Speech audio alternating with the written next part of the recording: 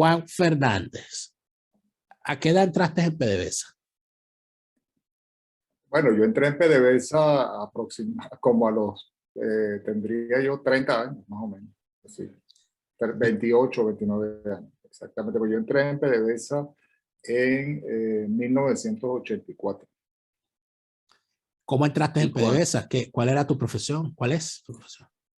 bueno, yo soy economista y yo estaba becado por la Fundación Mariscal de Ayacucho aquí en los Estados Unidos, donde vivo actualmente. Y estuve haciendo un posgrado en lo que llaman economía aplicada. Eh, y cuando estaba por concluir ese posgrado, pues por aquí pasaron funcionarios de PDVSA entrevistando a personas. Y luego, cuando terminé el posgrado, pues había, tú sabes, ese homesick, como dicen, ¿no? De regresar a Venezuela. Y además yo creo que la mayoría de los becarios de Fundayacucho teníamos ese sentimiento de cumplir con nuestro país y regresar, ¿no? A aportar lo que habíamos aprendido. Entonces regresé a Venezuela, estuve buscando trabajo, volví a PDVSA, sometí mis papeles en, en la casa matriz, como se llama, y en una filial de PDVSA que era Corpoven, y luego también en dos grupos privados, ¿no? En el mercantil y en el grupo Polar. Pero me llamaron de PDVSA y la verdad que yo fui a trabajar allí porque en Corpoven, porque yo veía que ahí no había un techo, ¿no? Que uno podría hacer carrera, aportar al país y además, bueno, era, tú sabes, el motor, ¿no? De la economía. Y lo que había aprendido en Michigan me servía para, digamos, apoyar en los procesos de planificación y de cultura económico-financiera dentro de la industria, puesto que nosotros al momento de la nacionalización teníamos una fortaleza importante en cuanto a lo que se refiere a lo operativo, ¿no? A las operaciones de la empresa petrolera, ¿no? Tanto en producción como en refinación. Pero había áreas que necesitaban reforzarse, como eran, por ejemplo, el área de comercio, el área de planificación, el área de las finanzas, puesto que estas actividades fundamentalmente las transnacionales las tenían fuera del país, al considerar que lo que había en Venezuela eran operadoras, ¿no? Y entonces, bueno, eso brindaba una oportunidad de desarrollo y de carrera, y bueno, ahí empecé. Escribí un libro conjunto con otros compañeros de evaluación económica de proyectos en la industria petrolera. Participé en los procesos de la apertura de la industria, en la estructuración de financiamientos que tuvimos y en los últimos tiempos en mi carrera de PDVSA antes que me votasen, por cierto, dos veces me votaron, estuve trabajando en procesos de negociación. Uno de ellos fue con la refinería Isla en Curazao, otro fue con Intesa, una empresa que se formó en una sociedad de PDVSA con una empresa dedicada a la informática aquí en los Estados Unidos que se llama SAIC.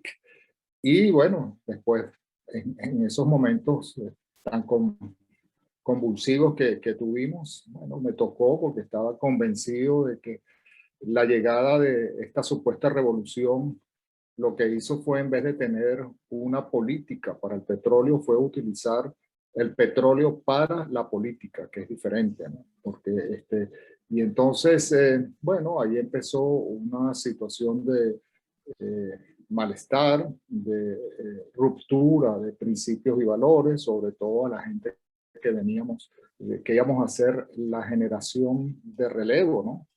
En el manejo de la industria petrolera. Sí, pero Y, había, en el momento en que usted entra a PDVSA, estamos hablando del año 83, PDVSA era una ajá, empresa que se estaba formando, o sea, era una, hoy en día quizás es difícil porque PDVSA ha estado, por lo menos para mi generación, siempre ha estado allí, pero en aquel momento PDVSA era una empresa que se estaba formando aún, ¿no?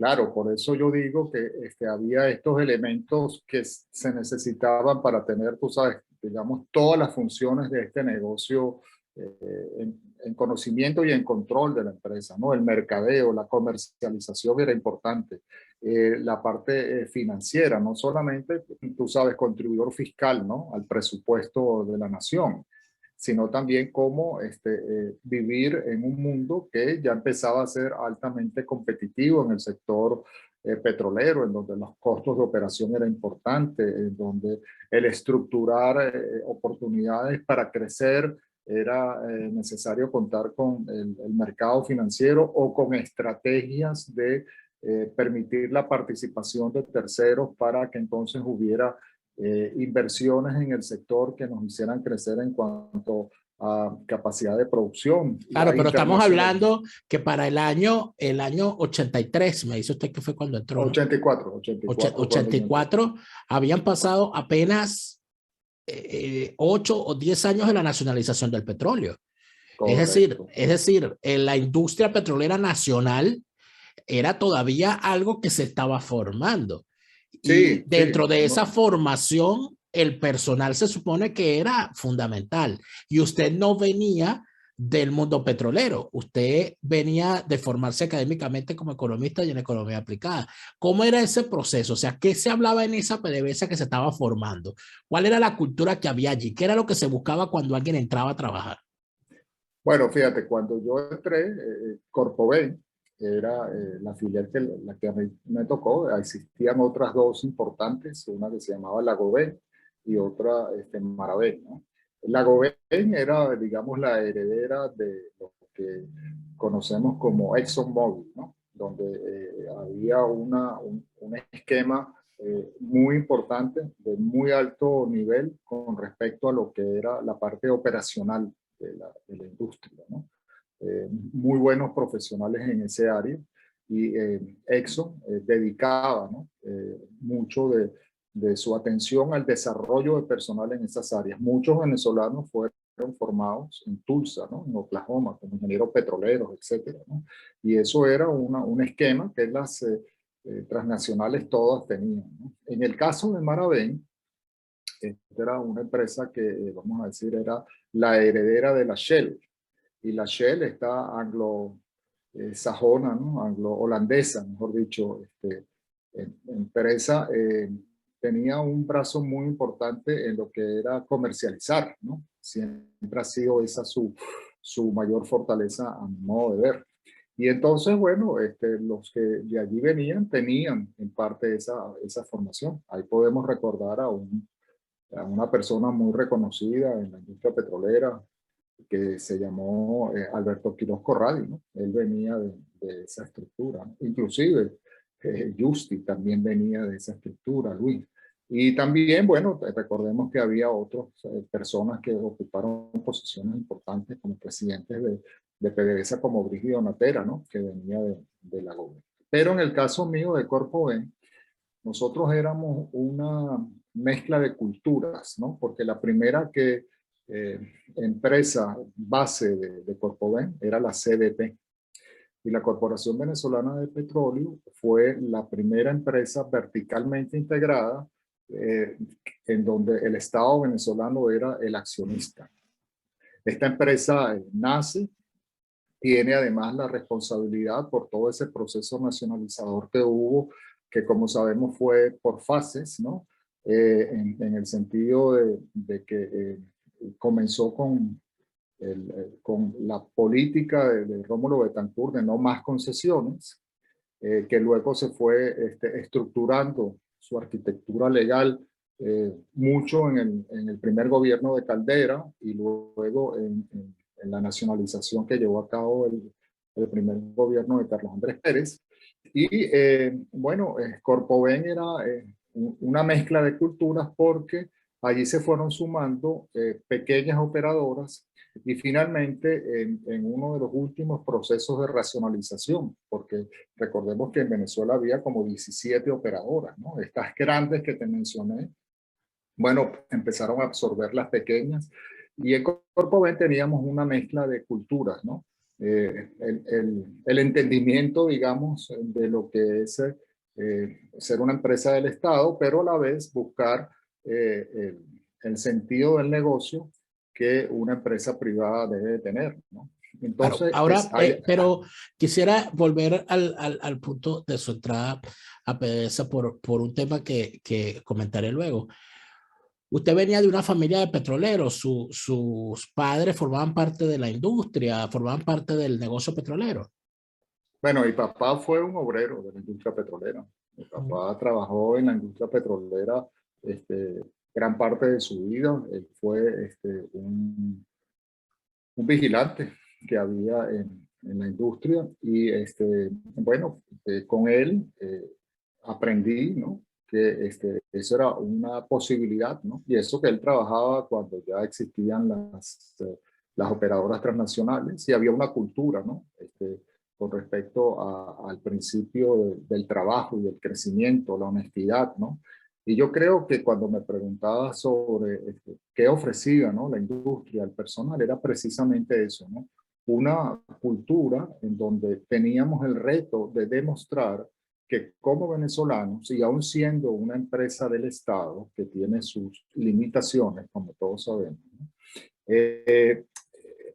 hacíamos de ella un ejemplo en cuanto a mostrarnos como lo más eficientes posible, lo más eficaces posible, y sobre todo tener ese sentimiento de que pertenencia, ¿no? De que las cosas cuando las hacíamos bien, teníamos una recompensa, ¿no? Porque había un esquema salarial, había un esquema de desarrollo de personal, de educación, de adiestramiento, de tener el desarrollo de, valga la redundancia, de habilidades gerenciales, que permitió entonces formar una base de recursos humanos muy especializada en términos de lo que era el negocio petrolero. Te puedo, en las oportunidades que a mí me tocó estar sentado frente a petroleras del sector privado internacional, cuando nosotros nos sentábamos con ellos, y creo, ¿no? También te voy a decir que la formación que hubo en Venezuela del talento humano, de las universidades nacionales y los que estábamos, que fuimos becados y regresamos, nos permitía entender los conceptos de negocio como cualquier otro, ¿no?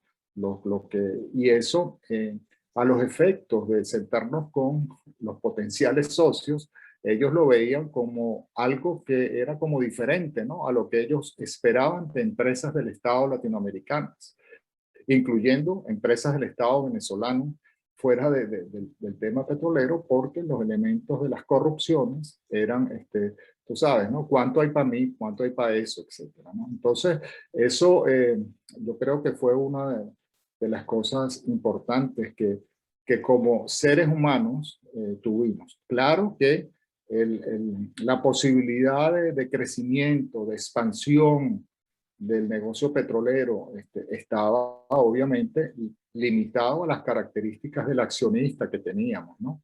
El accionista del Estado venezolano, pues obviamente fija sus prioridades. Sus prioridades era, bueno, tener un ingreso fiscal que le permitiera hacer con la política del gobierno de turno los movimientos o las inversiones o el gasto público que determinase. Y claro, el crecer era algo que en un sentido tenía unas limitaciones, porque la industria petrolera requiere de altas inversiones, aun cuando he de señalar que en esa época se hicieron cosas muy importantes como la modificación de los patrones de refinación, la internacionalización. Hubo cosas que ayudaron, evidentemente, pero teníamos que competir en el mundo, ¿no? Entonces, claro, hay un cuestionamiento que de alguna manera quienes se han dedicado a estudiar lo que fue la crisis que acabó con PDVSA hacen o plantean lo siguiente, que el proceso de fusión de las empresas filiales de PDVSA,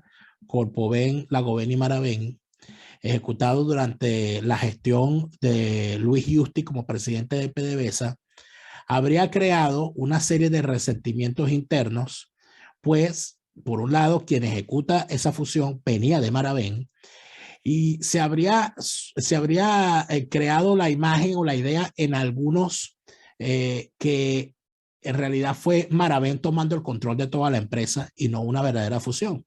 Y que allí se habrían creado unos resentimientos y unos problemas dentro del ambiente de la empresa que a la larga terminaron montándose en ese tren de resentimientos que fue el chavismo y termina todo esto explotando de la forma como explotó. ¿Qué opina usted al respecto? Bueno, ese es un tema muy interesante y de un análisis complejo, ¿no? De explicar, ¿no? Porque vamos a verlo desde este punto de vista, ¿no? Eso que mencionas es cierto, ¿no? Uno no puede tapar el sol con un dedo y decir, no, mira, Daniel, eso no es así. No, sí, ese proceso que surgió de una reunión en Barquisimeto, donde estaba reunida la alta gerencia, ¿no? Y mucho de la perspectiva que te vamos a compartir es cómo la veíamos aquellos que estábamos, digamos, en el segundo nivel, si lo quieres poner de esta manera, ¿no? Y que esa reunión en Barquisimeto trajo una crítica muy importante y también el rechazo, aún hoy en día, ¿no? Más de 20 años después, sobre ese proceso de racionalización o de transformación de la industria petrolera, puesto que para algunos era extremadamente importante que el esquema que había venido de la nacionalización, en donde había una casa matriz, unas operadoras que competían entre ellas en el mercado nacional, alejaba, digamos, ¿no? La influencia política y gubernamental de lo que era la operación y el funcionamiento del negocio. Pero cuando haces el proceso de transformación al cual la mayoría de las empresas petroleras en ese momento a nivel global se estaban ordenando, ¿verdad? Por funciones, por la cadena de valor, como llaman, ¿no? Exploración y producción, comercialización, refinación, suministro, etcétera. Entonces, digamos, esa barrera, ¿no? Política que permitía, digamos, ese andar en el negocio y convivir con los gobiernos, se rompía y por lo tanto la influencia era directa. Por lo tanto, el nombramiento de quienes iban a estar al frente de las empresas iban a ser apuntados desde quien estaba en el poder en Miraflores. Y claro, O sea, eso que generó podría verse que desde ese proceso el tema de la politización de los nombramientos, la politización de la industria empezó como a tomar otro color, ¿no? Sí, hubo una crítica muy importante, pero a la par también he de decir lo siguiente, ¿no? El crecimiento de petróleos de Venezuela, ¿no? La posibilidad de seguir aumentando en capacidad de producción, en tener más oportunidades de negocio, de salir del esquema tan limitado que teníamos en la OPEP, de solamente tener una participación aproximadamente del 10% de la producción del cartel petrolero. Bueno, ¿qué implicaba? Implicaba que se necesitaban inversiones, y esas inversiones, ¿cómo iban a venir? Y cómo PDVSA se podía preparar para poder competir en un nuevo escenario.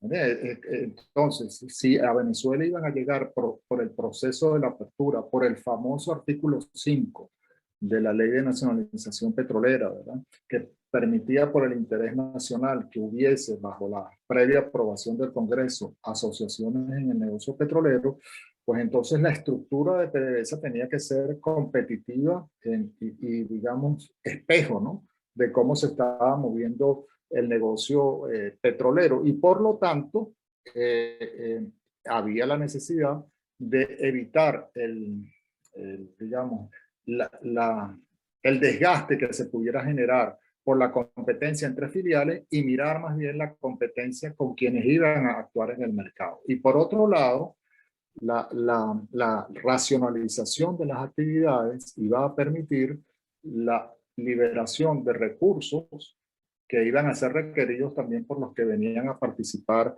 en el proceso de apertura petrolera, ¿no? Entonces era, digamos, A todo esto, evidentemente, cuando se hacen los ejercicios de planificación, los temas de la incertidumbre que pueden llegar, como fue la venida al poder de Chávez, que tenía otra agenda y otra idea con respecto al sector petrolero, como hemos hablado, pues obviamente trastoca todo esto y las críticas que se hicieron con respecto al proceso de transformación se justifican por todo lo que hemos venido observando, ¿no?, durante todos estos 20 años, pero cuyo resultado, como hemos visto, es que hoy en día Venezuela no tiene ningún significado real en el mercado petrolero.